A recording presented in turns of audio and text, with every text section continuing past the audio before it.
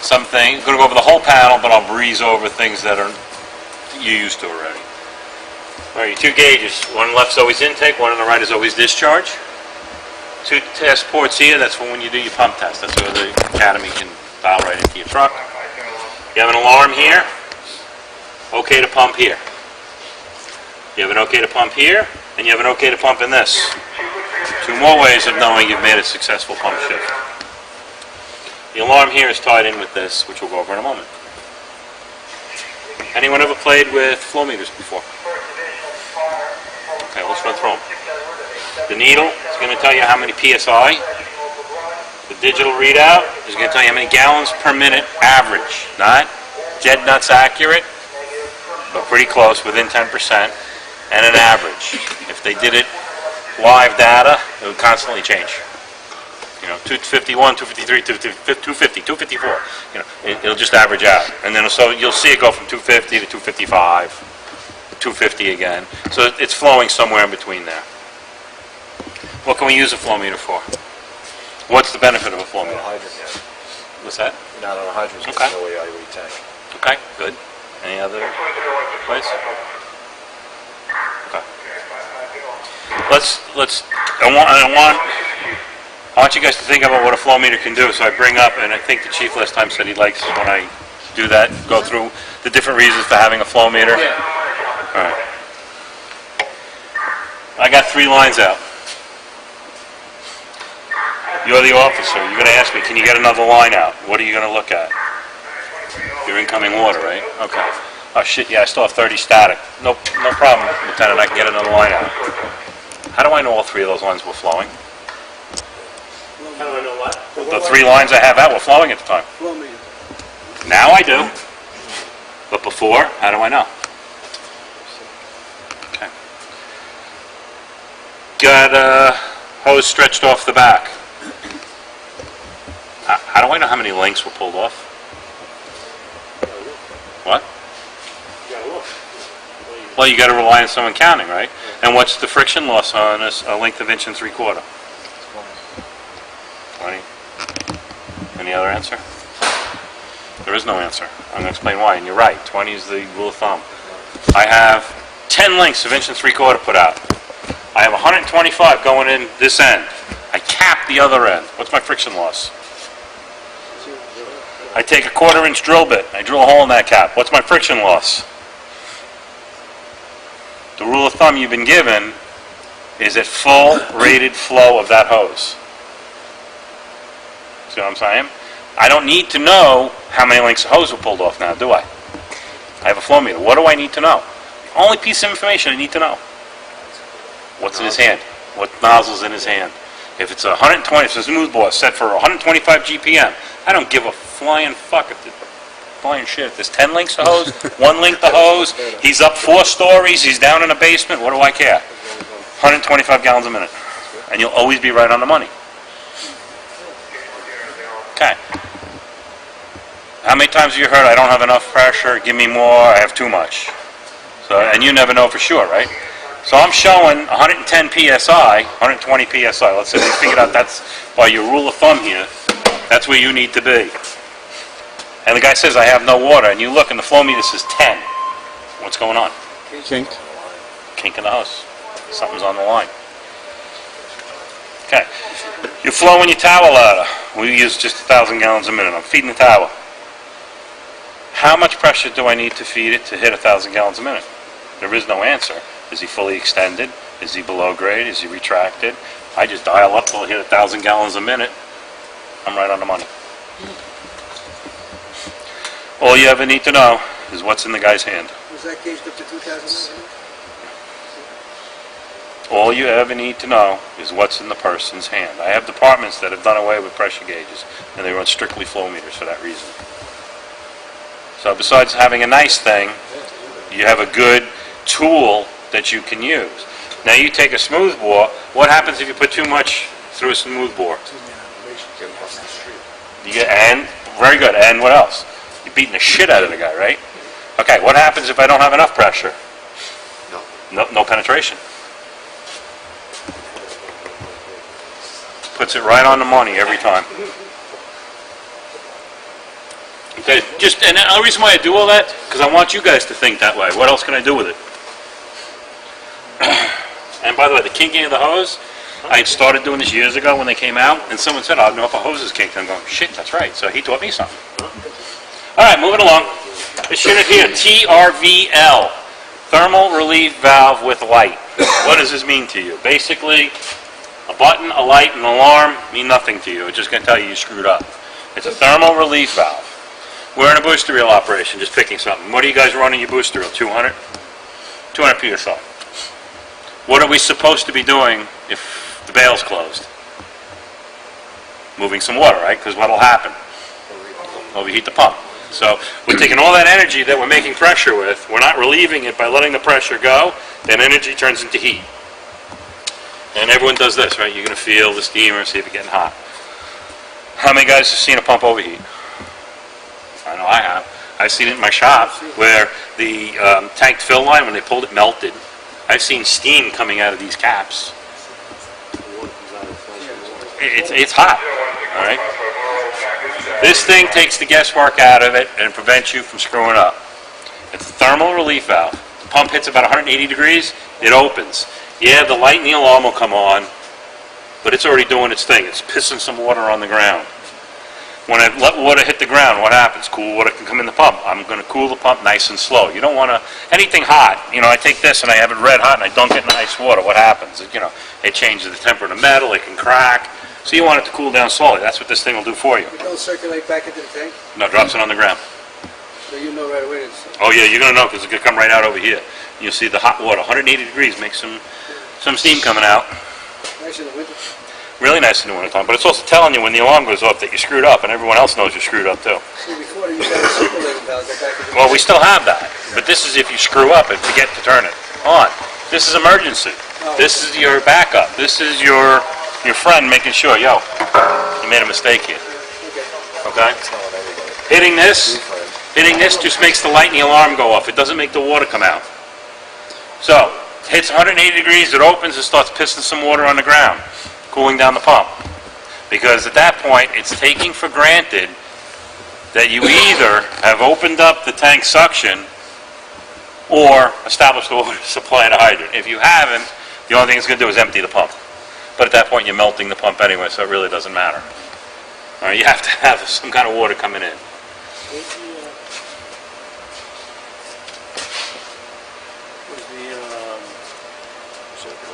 Circulating. We'll get down. It's over here. We'll go through the whole thing. But does everyone understand that? So all this does, by pushing this button, makes the light and the alarm go off manually. It does not make water come out. Okay, the pump cools down. Goes below 180. It shuts itself off.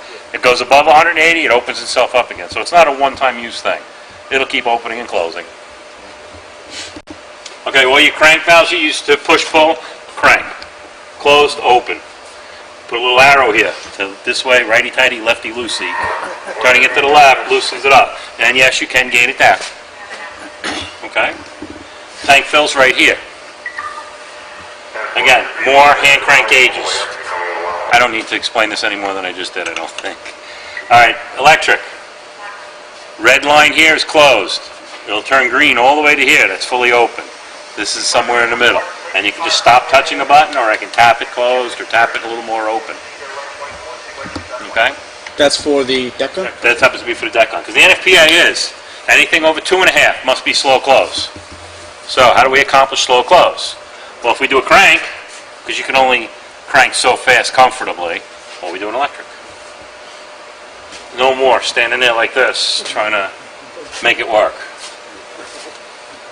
Any questions? Okay, moving from left to right again. Hose reel blowout. And it works out good in the weather we've been having. You can't leave a truck outside, it'll freeze. Everyone says, we'll drain the pump. All right, you're never going to get the water out of everything, but you're going to open up all your drains, you're going to drain the pump, right? You're all used to that. What can I drain? The booster reel. Why? Because it's a round hose. This is going to take some air from that auxiliary air system we spoke on earlier and put it in the booster hose. You open the bail and it's going to push all the water out, and all of a sudden you're going to hear air, you got to turn it off. But if I leave it on, I'm going to drain that auxiliary tank. Okay, just so you know about it. Next time you go into the boost operation, come by there first. When you first go on, yeah, if you blow it out. This is something you're going to leave it outside. Or you want to, for some reason, get all the water out. You get an airflow first, so you know that here it's, you know it's not water coming in. Every hose. Any questions? Okay. We'll leave this for dead last, and you'll see why, because it's the most complicated, but it's the easiest. Fuel level, transmission temperature. And these gauges can do other things, but that's all they were programmed for. Pump panel light switch, it's a momentary. Okay. And incidentally, it does your step lights too. Air horn, you know what that is? Left side scene light, right side scene light if I had the ignition on. These take 30 seconds or so to warm up. They're 12 volt, there is no generator on this truck. It's an HID light, high intensity discharge. It requires a warm up period. They'll come on, they won't be very bright. Give them about 30-40 seconds, you won't be able to look at them. All right. Left rear discharge, again, they're all labeled. Tank to pump is right here. Anyone have any questions on any of that so far? You all know how to work the gated inlet, the pony? Okay, front inlet. You have a front inlet electric valve. You have a manual override on the officer's side panel. Big black knob. Red is closed. Yellow is somewhere in the middle. Red is closed. Yellow is somewhere in the middle. And green is open. You also see below that a little twist valve right there. Bleeder. Strongly, strongly, strongly recommend you use that. You know, you remember the gated inlets you had on the side of the truck? You had a little bleeder on top. And I'm going to just by show of hands how many people actually bled them. Yeah, it's sort of the same situation I had in the last couple of groups. Not everyone. It was usually about 50%. You're on tank water. I got cross layout. I'm just picking something. We hit the hydrant. If I don't get the air out, what happens? I open the valve, that air goes into the pump, right? When we speak on the governor, you'll see why that's going to be not a very fun thing. We're going to get into the governor right now. Let's show you how to operate the air bleeder first then. You're going to tank water, same scenario, tank water, cross layout, we're flowing water. He hits the hydrant, he opens the hydrant. I'm going to open this up, and you're going to hear it. Shh, and you can see water start shooting out at you. A little bit of water, a little column. Now you open your valve. That's going to get all the air out. And as you open the valve, and what I've told from all the other groups, what happened with the valves you had? You had air actuated valves. The whole truck would jump, right?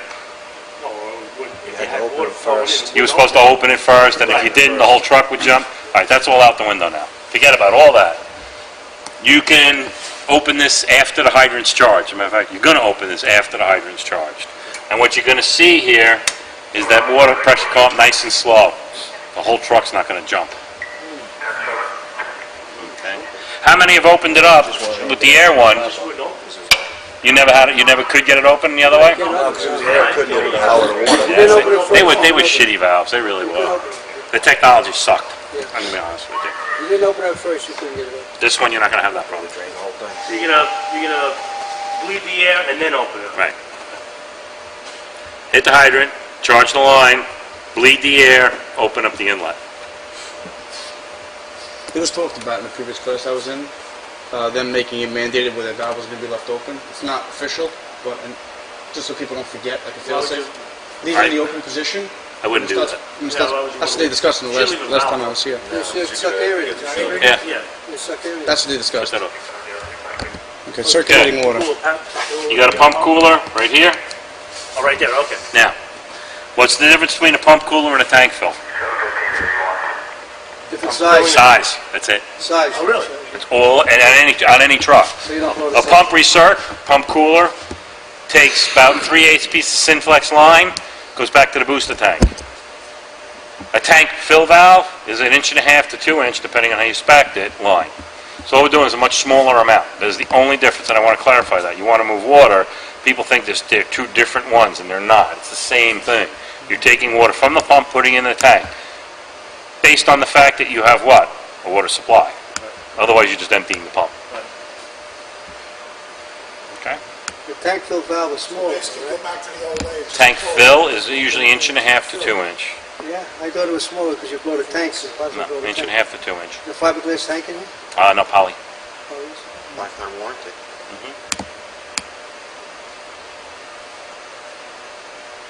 And the tank, the pump cooling line is a 3/8 piece of Synflex. Just keep it. Synflex plastic on, it's about that big. Any questions? Okay. Heat exchanger. Everyone know what that is? Okay. Anyone have a boat? It's a water to the transmission, radiator to the tank. Kind of. It's a heat exchanger, and I'm going to sneeze and bear with me. There'll probably be 2 more, don't worry about it. It's like a water-to-water radiator. It does not take water, like the old trucks that refill the radiator. All it's doing is going through a bundle. The coolant flows through a closed loop on its own. The water from the discharge side of the pump flows around that bundle. And then back to the intake side of the pump. You don't really need it. Hot summer day, you know, starting to run hot. Open them up. It's not going to. We have to have it there. The only time I've ever really used them is at the fire academy on one of those hot summer days. When we're working the snot out of the truck just to give the engine a little bit of help, I'll open it up. Okay. Any questions? So it does not refill the radiator like the older trucks did. All right. That all being said, go to this, because this is going to take a little bit of time. And the only thing I tell you, it is one of the easiest things on the truck. I know by talking to other groups, you've had governors before on some of the other trucks. How many guys here played with it know how to use it? This one or the old one? The old one. Which one? Okay. Which truck? Not too many. All right. The one, from what I understand on your towel ladder, you come out and you have to hit the mode button, right? The one on the tower, you have to hit the mode button, right? To get to operate. All right, this one, mode button. You don't need to on this one, and I'm going to explain to you first off. We want this thing in pressure control at all times, whenever possible. When you put this truck in pump and you come out to this pump panel, this thing is already in pressure mode. It's all ready to start controlling pressure. You don't need to do anything else. No volume, no pressure. What? Doesn't go to volume, doesn't go to pressure. There is no line. This is a single-stage pump. Let's differentiate between the two real quick.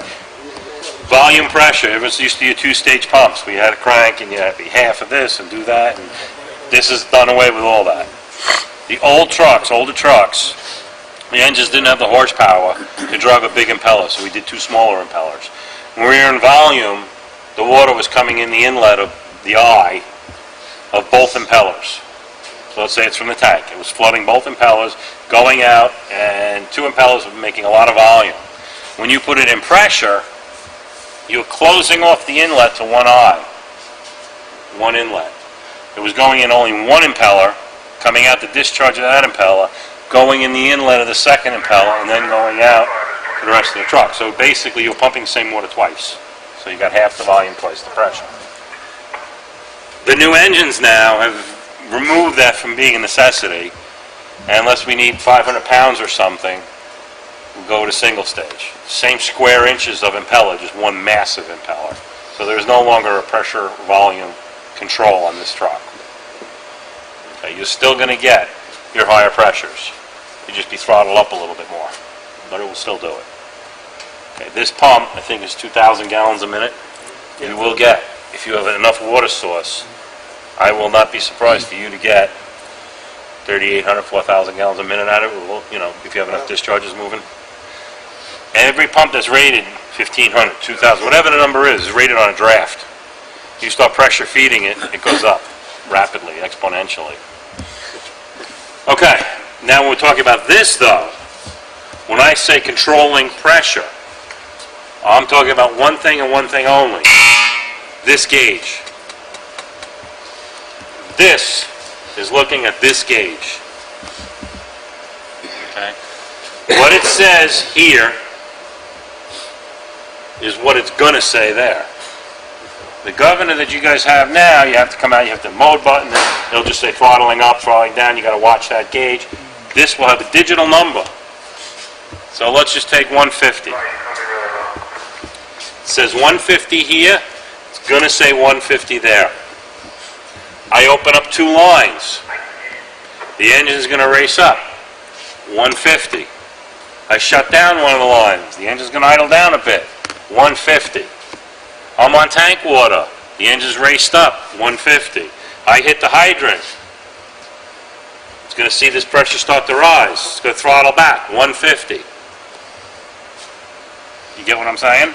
Now, remember we were speaking about this, getting the air out. What would happen on your gauges, on your on your compound gauge, your discharge pressure gauge, when you got a slug of air in the pump? When you had, let's say, again, using the 150 scenario, keeping it the same. Well, you would get a lot of air. You're not necessarily cavity. Cavitation is suction, breaking down the water, hydrogen, oxygen. We're getting a slug of air in, but this gauge would drop off, right? Radically. Now, what's this thing doing? Watching this gauge, right? So it's going to race up the engine saying, wow, I lost my 150, I'm down to 100. More throttle. Now what happens normally getting that air in? It drops off, and then it only lasts a second or two, and then that air leaves, and then what happens to the gauge? It shoots up. Okay. This is going to see this drop. It's going to race up the engine, trying to get it back to the 150, using that as a number. And now all of a sudden that air is gone. This is going to be now at 300. And now it's got to try to slow it down. Okay, here's 2 guys on the end of the hand line, and now 300 comes through the line. You kind of get the idea. They're not going to be very happy with you. Okay, so now you kind of get the idea why we want to get that air out. So again, this is watching this gauge. I have 3 lines out. I'm going to pick some wild scenario. I got, I don't know, the 2 cross lays out, and I want to use the booster. What do I set this at? What'd you do before? You set it for the highest discharge, right? So I'm going to set this, by your own admission, 200.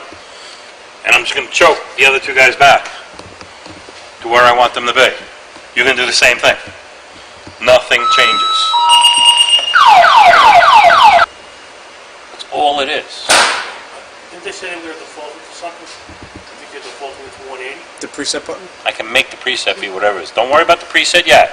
Let's get the basic operations.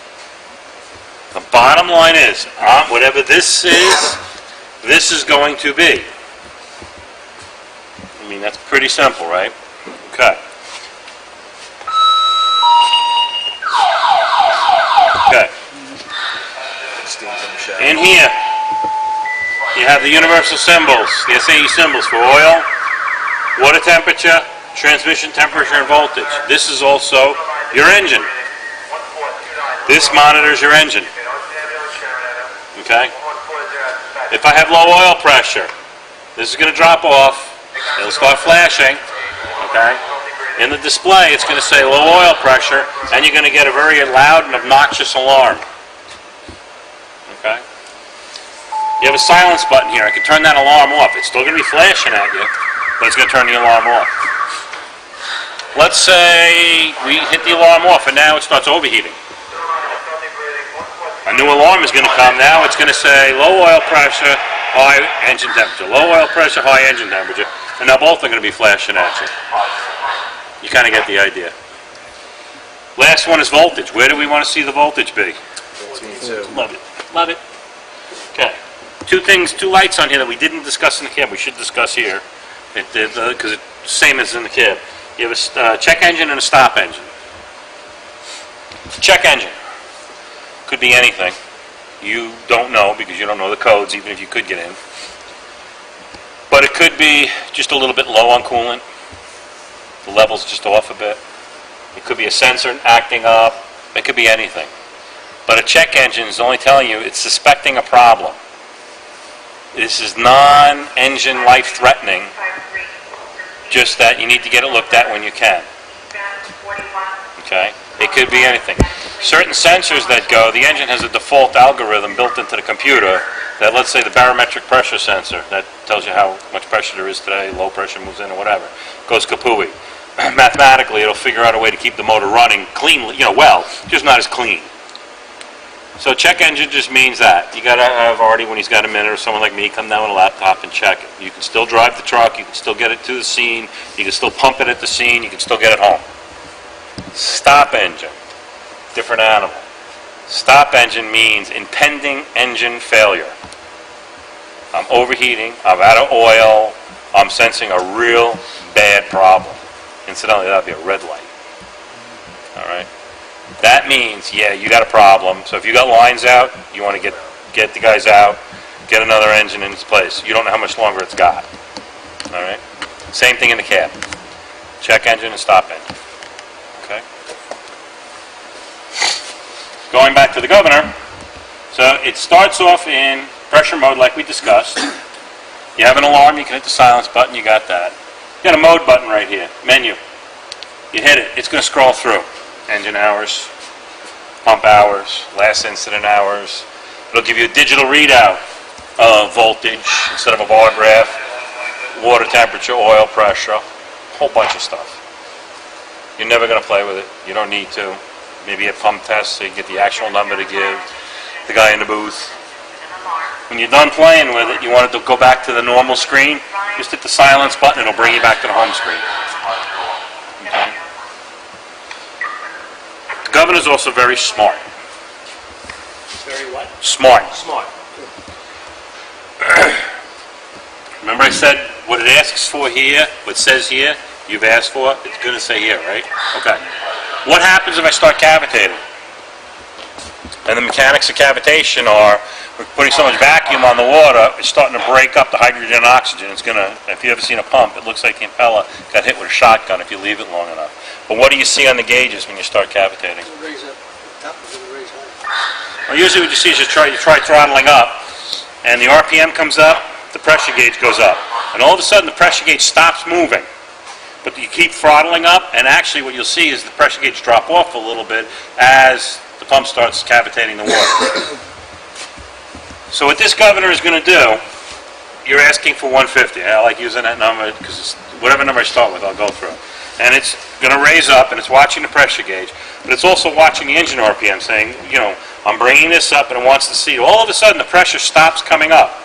It'll raise up a little bit more, and it's going to go no, because you're cavitating.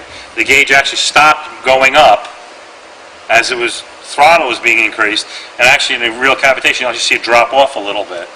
Okay? So now what it's doing, it's saying, I'm low water. If I go any more, I'm going to cavitate and hurt the pump. You may want it. This is the best you're going to get. I'm not going to allow you to do it. Okay?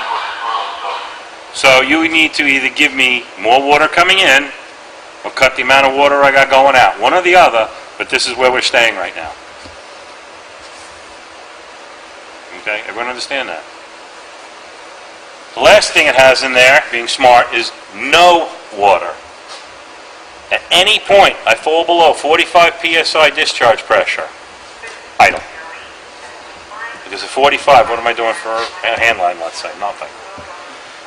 So let's say we're pumping that 150, and we're coming in the front inlet, and we're sucking it down kind of low. We're only got about 5 pounds left in the hose.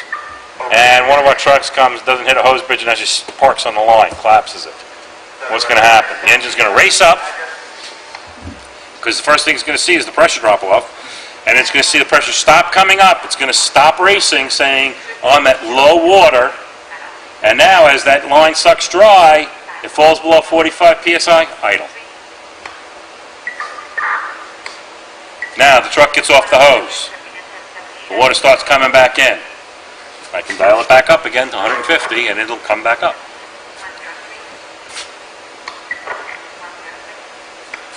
Again, I'm using just 150 as a number. Okay?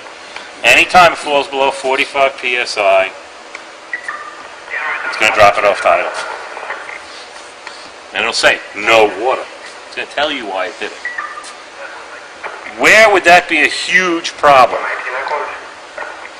Drafting. Right. Okay. We have a way around it. What we're going to do is we're going to drop the suction lines, whatever. All right? You're going to go to the governor, and you're going to say, I don't want you to control pressure anymore. I want you to control RPM. So right here's the pressure button with a light. The light will be lit. You're going to push RPM. It's going to light up here now. What you're now telling the governor is disregard this. I don't care about pressure. I'm playing around with that. You push it, it flashes, you push it again, right? No, push it once. Once. We'll play with it. No, No, we'll play with it. When we're done, we will play with it. I thought there was a button on there that you pushed it once. I think you'll know. I think I know what you're talking about. Just give me a minute, and I think you'll see where I'm going with it. Okay. So you're gonna hit RPM. You're gonna throttle up, and incidentally, the throttle is a little backwards from what you used to. You turn it to the right to go up. You know, the other was kind of screwy for the older guys. All right, you're gonna bring it up. Now, when you see in here, you're gonna see, or you can hit preset. You're gonna see 1200. Well, obviously, that's RPM. You're not getting 1,200 pounds of pressure. So you have two ways of knowing you're in RPM. Common sense by looking at the number in the light. So you can bring it up to 1,200. That's how I was always taught to prime at. Okay. You're going to pull your primer. You're going to capture your draft. So what happens when I capture the draft? This shoots up, right? Okay. So let's just say I got 2 lengths of hard suction out. I've pulled the vacuum. I've pulled the water into the pump. I'm at 1,200 RPM, and that happens to be 163 PSI. I don't know. That's what this ends up at. You'll see why I'm bringing up a number. If I left it in RPM control, and I started dropping hand lines, and I throttled up to get them the pressure they need, 2 guys shuts down, what's going to happen? Nothing, because this thing is just going to keep the same engine RPM. The last line is going to get everything. So we want to put it back in pressure control. We've captured our draft. We're at 163, I think is the number I came up with, right? All you're going to do is press and hold the pressure button for about 2 or 3 seconds. Here's what's going to happen. You're telling the governor, control RPM. Okay, I'm controlling RPM. I'm watching. I'm keeping it at my 1,200. That's the number I asked for. You're now saying, well, now, governor, I want you to control pressure. Okay, I have to see where I'm at. I'm at that 163. Okay, 163, I'm now controlling pressure. You're not going to see a difference or hear a difference. It's just stepping over to control pressure. The light will come on pressure, and the display will now say 163. Yeah, because it's what it was at. It just happened to be what it was at. If I throttle up to 1,300 when I was doing my prime and I had 1 link, it might be 172. I don't know. I'm just picking an arbitrary figure. I use 163 just as throwing a dart on a dartboard. The point I'm making is it's not going to watch the RPM anymore. It's going to control pressure, but it's not going to make a change. You know, you're not going to hear it race up or idle down. It's just going to step over and start controlling pressure. And it's saying, all right, I'm at 163. What do you want me to do now? Maybe that's what you were thinking about, I'm thinking. Maybe. Yeah, we didn't play around with it for that long, so you could have been that. Does everyone understand what I just said? And your pressure gauges, no matter what you have them set, that number will stay the same. If I set it at 163 using that So you have one number, that's set at 130, one, say 150, 170. they'll stay the same. They'll stay the same, even though once you go over it, they'll stay the Yeah, same. because nothing changed. From controlling RPM, you went to controlling pressure. I'm going to warn you on what you just brought up. You don't want to have lines out when you're only controlling RPM because you have no relief.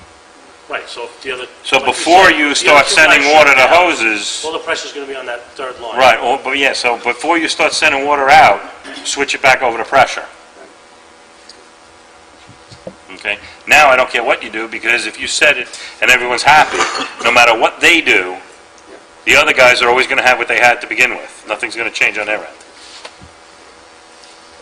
Any questions? Does everyone understand that? It sounds like it's a lot more than it is. Basically, what it says here is what it's going to say there. Take your hands and do this. Everyone looks for it to get more complicated. What do I do now? Nothing. So we had that water thing. You had to keep spinning the knob. It became too easy. You expect to have... Everyone's look right, exactly. Yeah. Every time I teach this, every time, and I've tried all different ways of teaching it, everyone always looks for it to get more complicated than it is. with the exception of the low water and no water, which you're not going to run into often at all, what it says here is what it's going to say there. Stick your hands in your pockets. I mean, it doesn't get any easier. So let's take this tank water scenario. I'm on tank water. I got a line stretched out. He's at 125. I'm going to dial this up to 125. I got him open. He hits the hydrant again. You like hitting the hydrant, by the way. I don't know why today. Maybe because you're towards the front of the truck. He hits the hydrant. I open up. I bleed it. And I open this up. This is going to start to rise because now I got incoming water. The engine RPM is going to fall. This will stay at 150 or 130, whatever I pick. Takes throttling out of the situation. What's that? Takes the throttling out of the situation. Takes it all out. How many times you guys, right? How many times with a relief valve? You hit the hydrant. It was with the throttle, with the relief valve. What do you got to do now? Nothing. Any questions? Okay. Let me just point out something to you. There is a way of fooling it. Why you would do this, I do not know. But I had someone do it, so we're going to talk about it. I'm at idle. I'm in pump. I'm on tank water. What's my pressure gauge going to be? 65 or so, I'm guessing. No hydrant. Just on tank water. I just threw it in pump. I have my tank suction open, because everyone always asks that. I'll be at 65, 70 or so, right? Okay. Suppose, without touching anything, I open up the deck gun. Why you would do this, I don't know, but you can. What would happen to my pressure, is the point. Where would this be? On tank water, at idle, opening up the deck gun discharge. This will drop down to like 20. Well, this thing's going to see no water. I'm not going to be able to throttle up. So if you're going to open up something on tank water of significant size, all right, large diameter discharge, a 2.5 even, for whatever reason you'd want to do that, just crack this up like 46, 47 PSI. All you're telling the governor is, you don't want to be at idle, because when you come out here it's going to say idle. Control me to 47 PSI. And as you start opening that discharge, and it starts falling below 47, the engine will race up. You're never going to fall below that 45, so it bails out to idle. You understand what I'm saying? I didn't explain that to a customer, and I got a phone call a week later.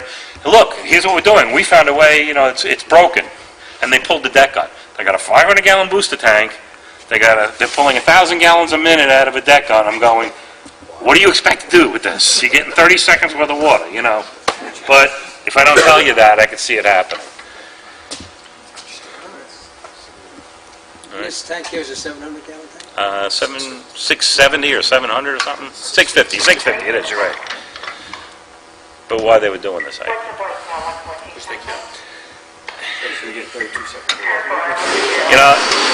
I never say things are idiot-proof, and not that I'm thinking any of you guys are idiots. That goes in correlation with this. Now this gauge, when you hit about a quarter, it starts flashing. Those are going to flash too. It's trying to get your attention. Saying, guys, we're running low on water. You need to do something about it. All right?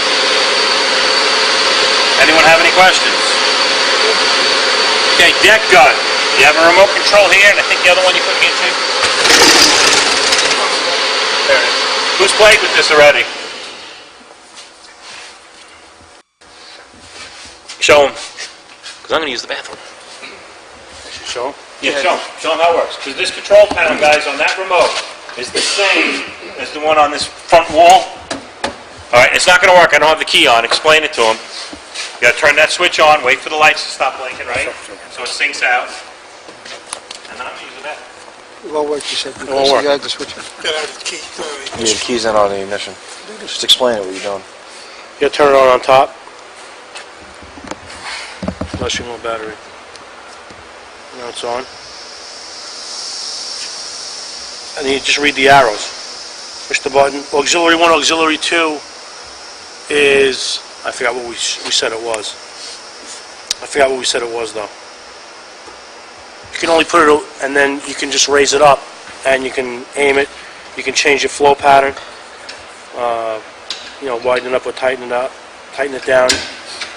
When you park it, Takes 2 minutes. it takes a really, really long time. It takes like almost 2 minutes for it to put itself away. Because what it does is it's got to be lined up exactly, so it goes through every single maneuver. Everything spins. It looks like I don't know, like something from Star Wars, and then everything moves, and then it lines itself up and it puts itself away. That's really it. That's all we really did. Can't screw up. What's the range on that remote? 500 feet. 500 feet?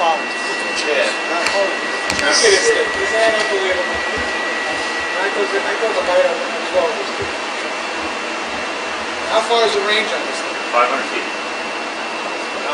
How many times you guys run on the deck on? You really can't see where you get in the water. That really helps. Right now, watch it parking now. Yeah. It goes to full extreme. What's the oscillator for? Oscillate, you can program it so it can sit there and sweep. But you gotta set this position, hit a couple of buttons, and then it'll just sit there and do this. By the time you get done doing that, you're better off just. When it goes away, it does this for a couple of reasons. It goes through all its extremes to find itself. It has to find itself. It's a very sensitive nozzle. But what also it's good for is it's doing its extremes. It's exercising itself. Working all the gears, right? So fly the towel out of one sweep. Yeah. What's the maximum GPM on that? Was that 2,000?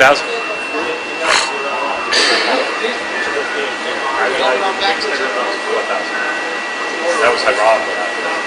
10, 6-inch.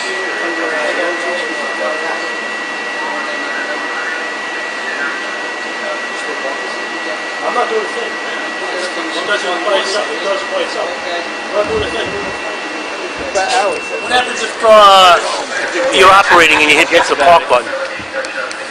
It'll start to park. Well, what can you stop it? Yeah. Turn it on. Hit the. Yep. So now who won't turn it back on and then it'll go back into. I got 4 kids. What happens if one's remote? Okay, right over here. Right now, you got a same panel. Yeah, the younger guys are usually better with that because they're used to doing this. Yeah. Us old guys used to stand on top. Hey, I got the gray hair. I didn't do this. When I grew up, I was happy to have Pong. Knockout. Yeah, I know dong, Pong. dong, dong. That's why I don't do video games. I had because of Pong. knockout. Because when I was in college, Pong came out and it... A bit of fun. What happens if this fails? And we always what if everything to death. But what if it fails? Hand throttle inside here. Is this throttle to the right or is it throttle up to the This is side? the back with the standard way. Looks like an old style one. Yeah, old style. But if I pull it away, It's wide. No. 3 wires. 1, 2, 3. I just want to keep reinforcing that. It's 3 wires. So if the amperage goes down, that won't work either. If the batteries go dead, no matter what you do, remember the old diesels? They said once you got them started, you can disconnect the batteries, take them out. This one, you disconnect the batteries, it shuts off. Can't help it, guys. That one there, if that's diesel, that's gas. But if it was diesel, it would shut off. Most of your trucks in your fleet will just shut off. The computers have been around for a while. Let's have some quick safety procedures on this. If you're going to use this because this failed, that's fine. Make absolutely certain you shut it all the way off. If I set this for something, and I set this for, let's say, 150, and I got 4 guys flowing water, and this is dialed up just below that, this will try to idle down, and this will override it. But you just told us that's not working though. But that's when you're supposed to use it. But you know someone's going to say in training, look, you can't have both. You follow where I'm going with this? Because if this is out, if I dial this out just below that 150 mark, in other words, let's say I have this at 150 and I have 3 lines out, and we're just drilling tomorrow morning. And I go, look guys, and I start overtaking this. I bring it up. See, I'm going past. So now that's working. 2 guys shut down. What's going to happen? It's going to go by that. This is going to stay right where it is and start climbing. You have no relief. All right? The last guy's going to get hurt. Make sure this is dialed all the way off. That overrides that. And now there's no relief. None. This should say emergency hand throttle. Use never. I understand why it's put on trucks. A lot of Wantor did it, and I understand why they want it, and I'm not disagreeing with why they want it. I just feel that sometimes this is more of a danger than this failing. But you have the backup.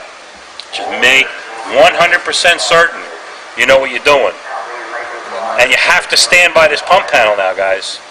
Because if I got 3 lines out and this isn't working, and I did set it with this, and again, 2 guys shut down.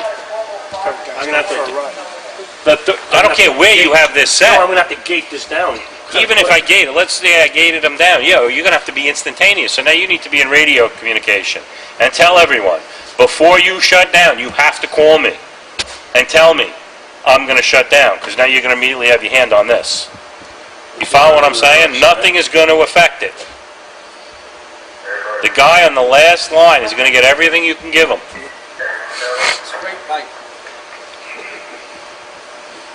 I just don't want to see someone get hurt. All right? If you have that door open, you better have your hand on it, guys, if you're in a real operation, and be ready for anything. Now, if you have to shut down the emergency, that works like the other one, just push the button in. Anyone have any questions? I don't know if everybody saw those two are reversed too. You're shutting that one down. Yeah, I said that before, yeah. You understand what he's saying? This one's opposite of this one. Now, you know how you take the hand throttle and you used to just whip it? Do not whip this.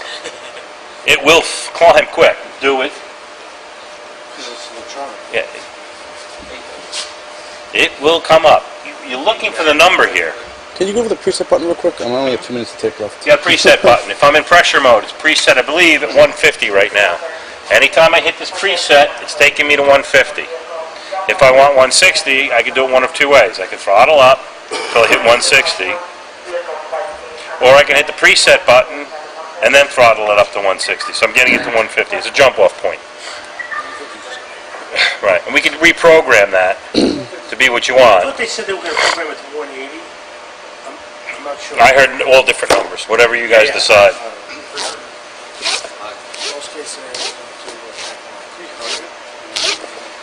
So if you reset that to 50, and that line wants more, you just throttle it Throttle up. up. It just gets you to 150. So let's say I really wanted 140.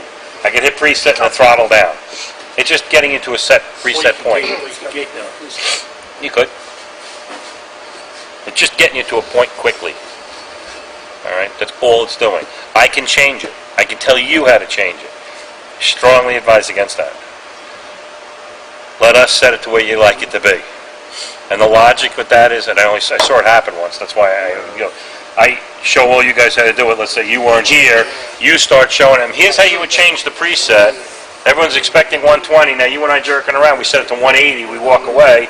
He gets up at 3 in the morning. He hits preset expecting 150, and he's got 290 psi or something.